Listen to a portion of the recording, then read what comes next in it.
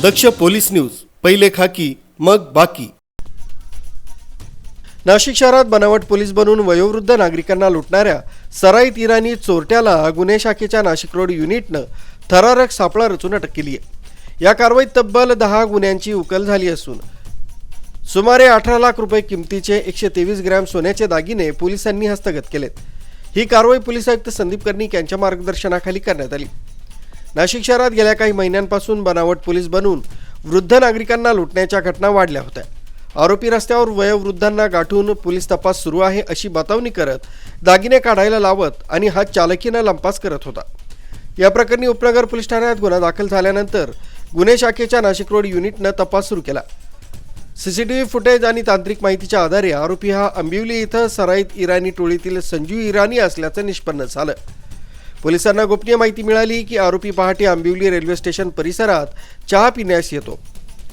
त्यानुसार पहाटे सापळा रचून पोलिसांनी अत्यंत शिताफीनं आरोपीला ताब्यात घेतलाय। तपासात आरोपीनं नाशिक शहरातील इंदिरानगर, उपनगर आणि नाशिक रोड भागातील 10 ठिकाणी लूटमारी केल्याची कबुली दिली। आरोपीनं काही दागिने अहमदाबाद इथं विक्री केले होते, तर काही अंबिवली इथं लपवून ठेवले होते। पोलिसांनी दोन्ही ठिकाणी जाऊन एकूण 123 ग्रॅम सोन्याचे दागिने हस्तगत केलेत। या कारवाईमुळे नाशिक शहरातील बनावट पोलीस बनून होणाऱ्या लूटमारीच्या घटनांना मोठा आळा बसण्याची शक्यता व्यक्त केली जाते। नाशिक शहरामध्ये काही वयस्कर नागरिकांना फसवून पोलीस असल्याची किंवा इतर काही कारण सांगून बतावणीचा प्रकार करून त्यांच्याकडील जो मुद्देमाल आहे, सोनं असतील, चांदीचे दागिने, काही आरोपींनी पळवले होते।